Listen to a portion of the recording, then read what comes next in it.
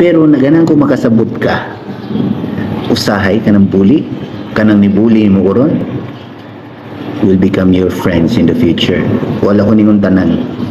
Pero mostly sa nang bully na ako, ug sa akong gibully sa una, friends me. Usahay, ang bullies lang kay need attention. Nga kay di man sila kabaw mo mangayo og attention properly. Bati ang ilang paagi sa pagpangayo og attention. Kay wa man tatudluy unsa ang pagpangay attention properly. Ano? Unya, usually ang bullies, they don't know what are their strength and skills. So ang ilang tanaw silang kagaling weak sa dila. So they prey on the weak aron mahimo they will look strong. Ilang hilabtan ng mga weak aron mura sila dili weak. Pero sa tinuod lang para nako bully sa weak.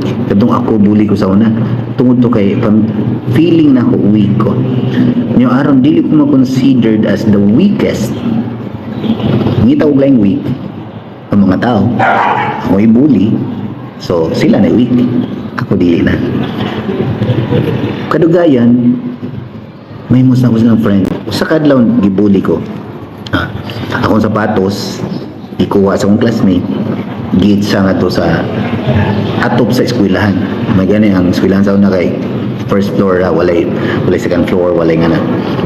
So ako siyang giingnan. Kuhato ako ang sapatos. Kundi itong bago hindi ka. Ingana ako reaction. So, kuha man niya kuha, ako siyang gisumbag.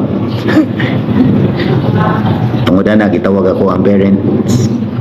Natubang mi sa principal o pamay. Itong among panahon, sa among eskwelahan walay guidance. Principal dito.